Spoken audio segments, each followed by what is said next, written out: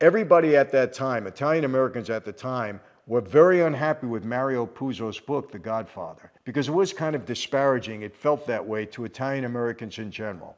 That everybody thinks, if your name ends in a vowel and you're Italian, you're somehow associated with the mafia. So people took offense to it. When they heard that a movie was being made, well, Joe Colombo said, this movie's not going to be made. Why? Let me tell you the timing.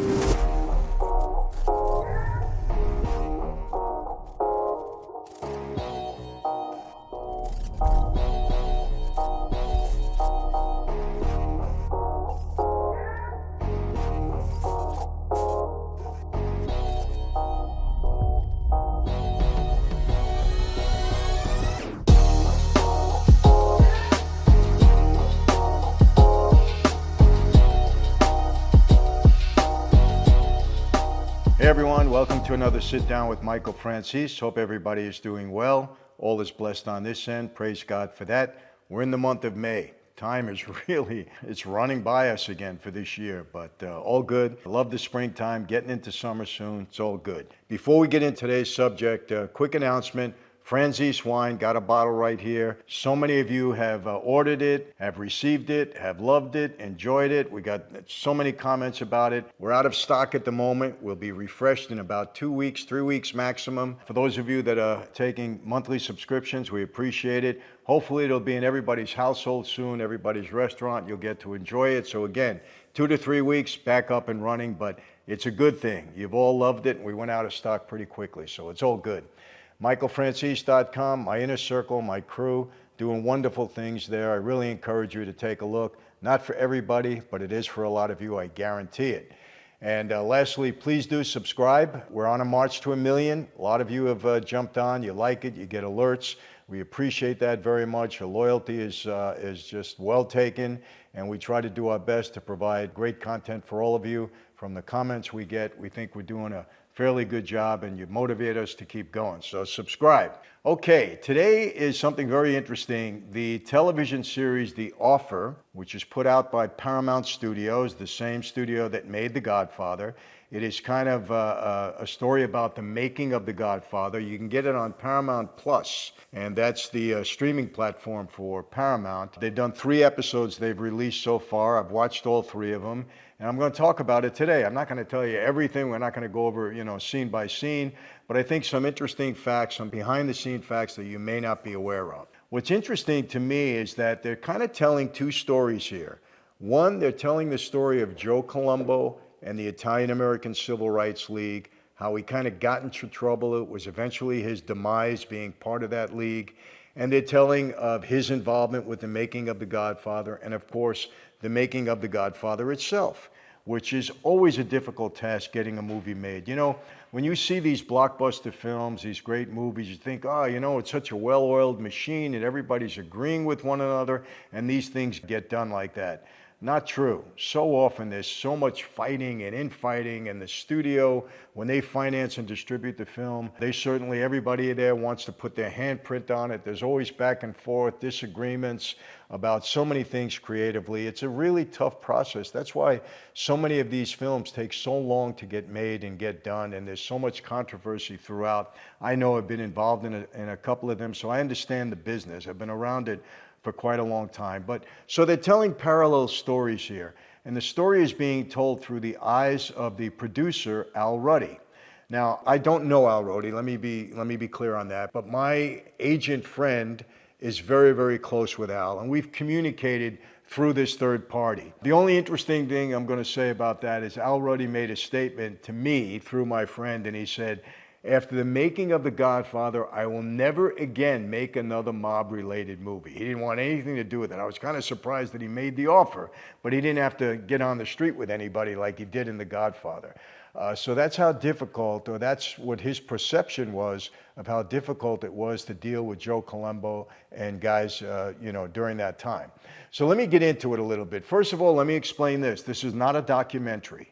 So the studio did take dramatic liberty with it. I can tell you that. There were a couple of scenes in the film that I know for a fact did not happen as it related to Joe Colombo and the Italian American Civil Rights League and their involvement in the making of The Godfather. So I'm going to point that out.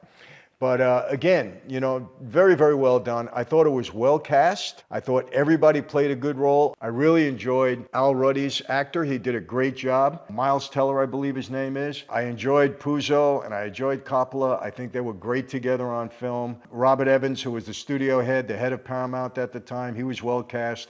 I happen to know of him fairly well, knew people that knew him. He was kind of an eccentric kind of guy, a real studio guy, dressed the part, did all the kind of motions, the way these guys do. So he was cast very well. Everybody was. The ladies in the film were casted very well too. The casting person was a woman, and she did a great job. So there was a lot of things that I thought were done extremely well. And bottom line, I really enjoyed it. I thought it was great. So let me get into a couple of things.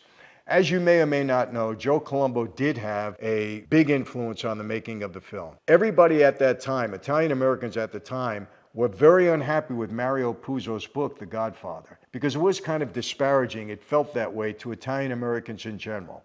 That everybody thinks, if your name ends in a vowel and you're Italian, you're somehow associated with the mafia. So people took offense to it. When they heard that a movie was being made, well, Joe Colombo said, this movie's not going to be made. Why? Let me tell you the timing. It was 1970, that Joe Colombo formed the Italian American Civil Rights League. 1970, his son, Joey Jr., had gotten arrested and charged with melting down coins for their silver value. Was charged by the feds, right? Colombo was very upset. It was April of 1970. I get a call at home. Michael, we're very upset with Italian Americans that keep continuously getting harassed by the FBI. There's no mafia. We want you to come down to 69th Street and 3rd Avenue. We're going to picket the FBI. I was thrilled. Why? Because just a few weeks earlier, I think it was March 26th, it was Holy Thursday, just before Easter Sunday, when my dad was finally sent to prison. Lost all his appeals after being out for a couple of years, 3 years, I think, and they finally remanded him into custody. So it was only 2 or 3 weeks before Joe Colombo started the Italian American Civil Rights League. So I was thrilled. I said, hey, this is a way to help my dad. I was in my early 20s. I was one of the first people down on the line. I think the first day there was only 30 of us that were picketing. And then obviously it grew into thousands and thousands. I'm not going to tell the whole league story, but that's how it began. Right? So I'm thrilled. When I get down there, they hand me a sign that says, my father was a victim of FBI Gestapo tactics. He was framed and sentenced to 50 years in prison. That's what was on the sign that I was carrying, right? And we're walking. Well, at the same time that Joe Colombo is protesting the FBI's harassment of Italian Americans, Al Ruddy wants to make this movie based upon a book, The Godfather, that nobody liked, right? So Joe Colombo hears about it. Absolutely not. We're going to use the whole force of the league to prevent this movie from being made. So Al Ruddy finds out about it. Now, let's flip sides for a minute. Al Ruddy is trying to get this movie made. Bob Evans, the head of Paramount, picks Al Ruddy to be the producer. Al Ruddy didn't have a lot of success at that point in time. For some reason, Evans wanted him. Al Ruddy is now the producer. Now the producer, he's main guy. He's got to do all the work. So he goes to Mario Puzo, Coppola, and says, we're going to turn this book into a screenplay. We're going to make a movie. Let me tell you a little bit more backstory. Mario Puzo, who wrote the book, The Godfather, tremendous success. I think it was on the bestsellers list for, over a year. His agent had told him not to sell the story to Paramount. Didn't want him to. Thought he would hold out and make a lot more money. Mario Puzo was a bad gambler. He was deeply in debt from his gambling habits. So he defied his agent. He sold the story to Paramount just to get the money to pay off his gambling debts. If he didn't have those debts, there may have never been a movie with Paramount. Very interesting. But so now Ruddy pushes for Puzo and Coppola to write the script. Coppola's going to direct. The studio didn't want Coppola. They wanted somebody more experienced, a bigger name director. Ruddy pushed for him. He also pushed for Puzo to write the screenplay. The studio didn't want him because they said notoriously, guys that write books do not write good screenplays. Ruddy pushed for the both of them, and now Mario Puzo and Coppola are corroborating to write this screenplay. And throughout the first 3 episodes, you see them writing the screenplay. It's very interesting because we're all familiar with the movie, and they're talking about certain scenes, how they're in a room together and they're working out certain scenes. And the corroboration between them I thought was very cool, and I thought it was very well done, and they were very well cast. Now, Ruddy has an encounter with Joe Colombo. And here's where I got a little bit, I don't want to say upset, but I think Giovanni Ribisi, who's a great actor, he was cast to play Joe Colombo. Good, good choice, because it kind of looks like him a little bit, but the character that he played was kind of buffoonish. He made Joe Colombo kind of buffoonish. That wasn't true. I knew Joey my whole life. My father was his underboss. I knew the family very well. Joe Colombo was not a buffoon. He was a smart guy. He carried himself well. He was the mob boss. He dressed well. He was a meticulously dressed kind of guy, always. And he carried himself very well. He wasn't portrayed like that by Ribisi. And I'm not knocking Ribisi. That's probably how the script showed him. Anyway, he has an encounter with Joe Colombo. Joe Colombo tells him straight out, you're not making this movie. Ruddy was very adept, I think, in trying to convince Colombo that forget the book. I'm not making the movie the way the book was. It's going to be based upon that, but I'm not going to disparage Italian Americans. You're going to be proud of this. And it shows a scene where they're talking, and Ruddy says to him, read the script. Come and read the script. If there's things you don't like, we'll talk about it. So now we see Ruddy pushing Coppola and Puzo to get the script done. You don't push screenwriters. They got to do their thing. It's a creative process. You don't push them. But he's pushing them because he's got to show Colombo the script, or there's not going to be a movie. He realized that. Now, throughout this whole thing, you see a couple of things happening. And there's one scene when Ruddy is in his bedroom, and there's a book cover of The Godfather there. He opens it up, and there's a dead rat in his bed. I can tell you that never happened, no matter what. But again, dramatic liberty, they're making a TV series, it's okay. But that didn't happen. It didn't get to that extent. There's another scene where Joe Colombo allegedly calls up Mickey Cohen. You know who he was, the gangster out here in California, and tells Mickey Cohen to intimidate Al Ruddy. So there is a scene there when Ruddy is sitting in the car with his girlfriend, and somebody shoots out the back window of his car. I can tell you for a fact that never happened. Joe Colombo did not call up Mickey Cohen. He didn't have a relationship with Mickey Cohen, number one. Number two, it never happened because Mickey Cohen was in jail during that time. He was in prison from 1963 to 1972. The Godfather started filming in 1971. It was released in 1972. It's the 50-year anniversary now. And that encounter never happened. But again, it worked for the television series. It was a good scene. But when you watch it, I'm telling you, it never happened. They did take that dramatic liberty. So, again, throughout this, we're watching Joe Colombo's influence. We're watching Al Ruddy having to navigate Joe Colombo and making sure this gets done, having to navigate the studio head, Robert Evans, who doesn't want Coppola, who doesn't want Puzo, and then who finally doesn't want Marlon Brando in the main role. They didn't want him. Studio didn't like him. He's notoriously difficult to work with. But Puzo and Coppola said nobody else should play this role but him. They wanted Sinatra to play the role. He was being considered. It would have been the wrong choice. They had other people in mind, but Puzo and Coppola, they said, no way. Marlon Brando, if he takes this role, that's who I see as Vito Corleone.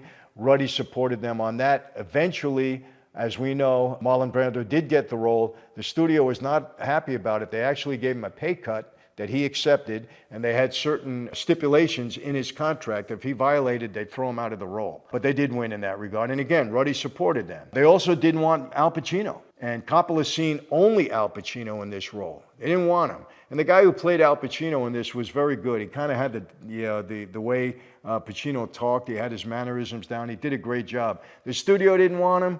Coppola fought for him. Ruddy supported him. Puzo liked him. Eventually, what happened? He was nominated for an Academy Award. And really, when you think of all three Godfathers, Al Pacino was really the face. Michael Corleone's really the face of the Godfather. But you see the struggle that Ruddy had to get this movie done and how he had to navigate both Colombo and the studio. And as we're seeing the Joe Colombo story, we're seeing him really being talked to by some of the other bosses, Carlo Gambino, Joe Bonanno, Lucchese. They were talking to him as the league was picking up steam, and they were kind of telling him, Joey, this is what not a mob boss does. This is not what we do. But Joe Colombo was very adamant at that time, and I remember that. He wasn't taking no for an answer. He was creating this league. It was becoming huge. At the Italian-American Civil Rights rally that we had, the second one, we had 50,000 people there. That's when he got there was an assassination attempt on his life. So it kind of shows the story of Joe Colombo and how this league led to his demise. And I think in the next few episodes, we're going to see that a little bit more. But the way episode 3 ends is that Joey Gallo, who you know is a principal involved in this whole plot to get to Colombo, is released from prison. You can see that he has relationships with African Americans, with black guys that he met in prison. You know, eventually it was Jerome Johnson, a black guy, that take the shots at Joe Colombo, and Joe Colombo eventually died from the wounds. He lingered for about 6 or 7 years. I was there the day he got shot. I was 12 steps away from him. I was just walking off the stage after he handed me some stuff, some brochures. I'm very familiar with what went on there. But it's telling both stories, so I think you'll find it very interesting. So again, I recommend it. You know, another thing that Coppola had to fight for, you would think that when he was receiving so much heat, he was getting so much heat, what does he do? He proposes his sister to play a major role, Talia Shire. People were against that too. They said, come on, now you want your sister in the part? But Coppola, you got to give him credit. I mean, he really fought. And you know, I know a little bit about Francis because a very dear friend of mine who is a maid guy, an elderly guy now, he lives out in Vegas, is very close with Francis. And I heard some things about The Godfather, the making of The Godfather. I knew for a fact that he was really, you know, he went kicking and screaming into making Godfather 3. He didn't want to do it. Right now, all Coppola wants to do, from what I understand, is enjoy his wine. He's been very, very successful in his business, Coppola Vineyards, and he's doing extremely well there. I did hear that he may have another project that he's getting involved in. He's in his 80s. I don't know if that's true or not. But just, you know, some interesting things that went along with the making of this film. Oh, one other thing that I want to get into that I think was important. Frank Sinatra, I mentioned him briefly, but Sinatra was extremely upset over the book. He didn't like the book at all. There was 2 scenes there. One of them, I'm sure, never happened. The other one might have happened, maybe not exactly as the way we see it in the offer, but 2 scenes. Number 1, Sinatra in the film gives a call to Joe Colombo, and he was very disrespectful to him, starts cursing at him because the movie was getting made, and Sinatra didn't want the movie to get made because he was upset the way Johnny Fontaine was portrayed, because allegedly that was Frank Sinatra. And allegedly, you know, it was the mob that helped Sinatra get the role From Here to Eternity. The whole horse's head scene and all that, you remember that, you know, great scene in the movie. And so Sinatra was very upset by that because he didn't want anybody to think that the mob helped him, that that's what he needed to get that part in the movie. So he was very, very upset. He has an encounter with Mario Puzo in a restaurant. Puzo excited to meet him, and Sinatra is just very disrespectful, curses him, calls him out. Puzo gets a little bit offended by it. I think something like that did happen. I don't know if it happened in a restaurant as it was portrayed, but it was a good scene. But again, Sinatra would never in a million years get on a telephone call with Joe Colombo and start cussing him out. Sinatra liked Joe Colombo very much. He appeared at least 2 events that we had with the Italian American Civil Rights League. I knew Sinatra from my younger days with my dad. He liked my dad very much. So that scene would never happen. Sinatra would never have been disrespectful like that to a mob boss. So don't believe that that happened. But again, it played well in the movie, in the television series, The Offer. So that's about it. Going to wrap it up. The way it ended, episode 3, is we see Joey Gallo in a car with one of his friends, a black guy, and he spots Joe Colombo getting out of a car somewhere else. And he kind of says, I got something in store for Joe Colombo, kind of leading up to what happened at the Italian American Civil Rights League rally. So that's how it ends. I'm looking forward to episode 4, 5, and 6. I think there's 10 episodes altogether in the series. It's kind of a limited series, but very enjoyable. If you have Paramount Plus, I suggest you watch it. If you don't have it, get it. You'll enjoy it.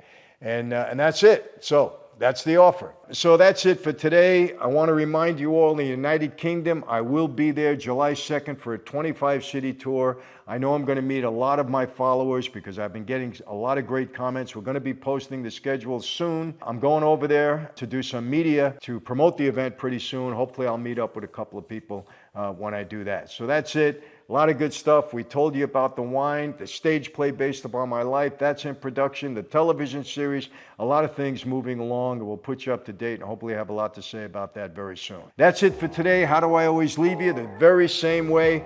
Be safe. Ladies, I don't want to remind you again, please be observant when you get in the car in a parking lot. Look around you. Make sure there's nobody shadowing you. Very important. Be healthy. Take good care of yourself. That's important. God bless you all. I really mean that. And yes, God willing, I will see you next time. Take care.